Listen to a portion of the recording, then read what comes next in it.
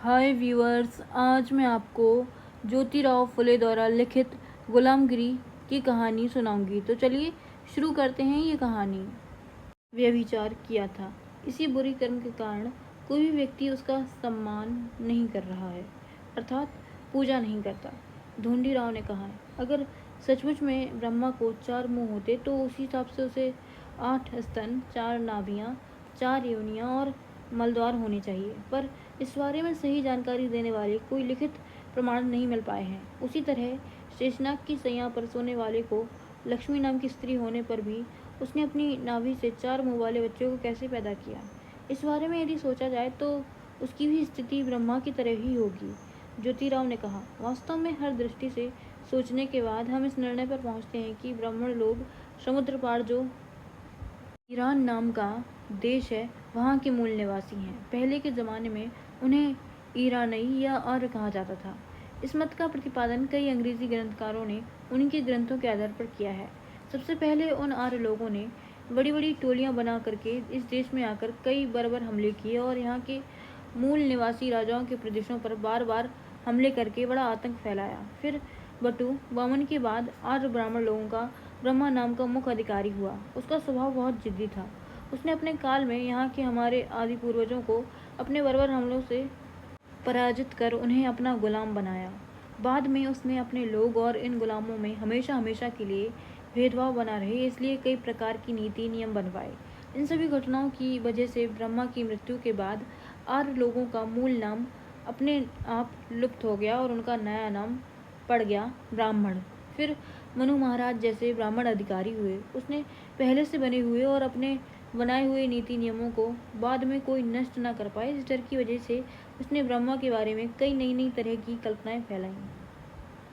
फिर उन्होंने इस तरह के विचार उन गुलाम लोगों के दिमाग में ठूस ठूस कर भर दिए कि वह सब बातें ईश्वर की इच्छा से ही हुई हैं। इसलिए उन्होंने शेषनाग सैया की दूसरी अंधी कथा, पुराण कथा गढ़ी और कुछ समय के बाद उन सभी पाखंडों के ग्रंथ शास्त्र बनाए गए। उन ग्रंथों के बारे में शूद्र गुलामों को नारद जैसे धूर्त, चतुर और सदा महिलाओं में रहने वाली ताली पीट पीट कर उपदेश करने की वजह से यूं ही ब्रह्मा का महत्व बढ़ गया।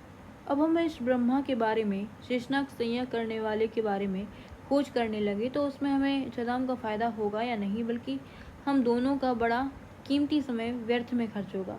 उन्होंने जानबूझकर उस बेचारे को सीधा लेटा हुआ देखकर उसकी नाभि से 4 मुंह वाले बच्चों को पैदा करवाकर निकलवाया। मुझे ऐसा लगता है कि पहले ही चित हुए गरीब पर ऊपर से पाँव देने में अब कुछ मज़ा नहीं है।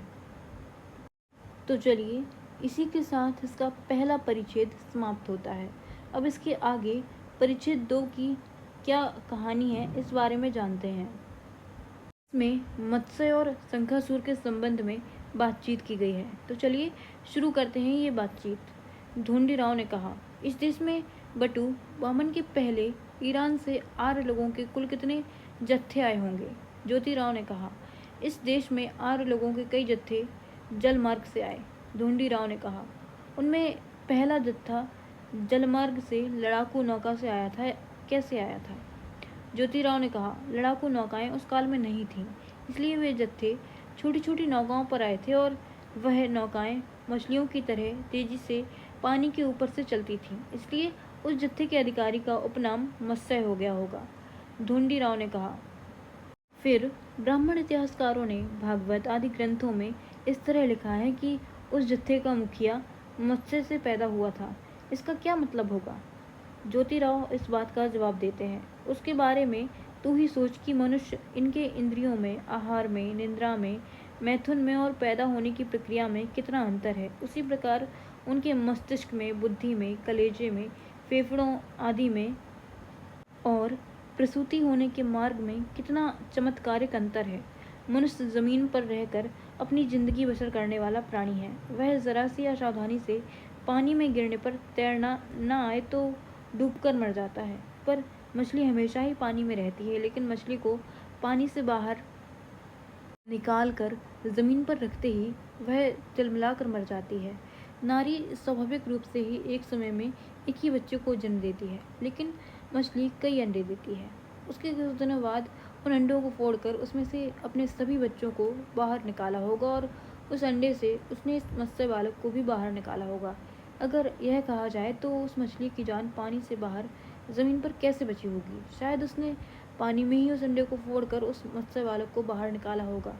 अगर यही कहा जाए तो उस मत्स्य मानव जैसे बालक की जान पानी में कैसे बची होगी? कोई आदमी इस तरह का संदेह उठा सकता है कि मनुष्यों में से किसी मजे हुए गोताखोर ने पानी के अंदर गहरी डुबकी लगाकर मत्स्य बालक को जिस अंडे में था उस अंडे को पहचान कर उसने उसको ज़मीन पर लाया होगा। खैर, यह भी सच मान लीजिए, लेकिन बाद में किस चतुर आदमी ने मछली के उस अंडे को फोड़कर उसमें से उस मत्स्य बालक को बाहर निकाला होगा।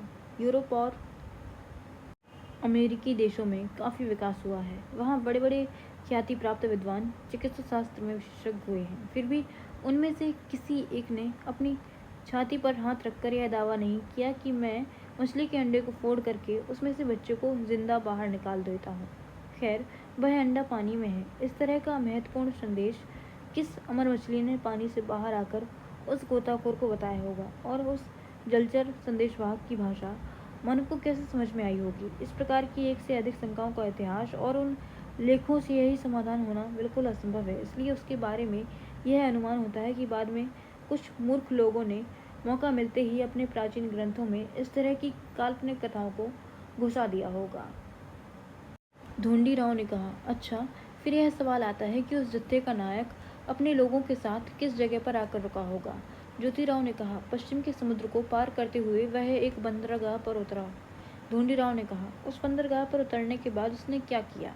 ज्योतिराव ने कहा, उसने शंखासुर नाम के क्षेत्रपति को जान से मार डाला और उसके राज्य को छीन लिया। बाद में शंखासुर का वह राज्य मत्स्य के मरते समय तक आर्य लोगों के अधिकार में बगैर खतरे के रहा।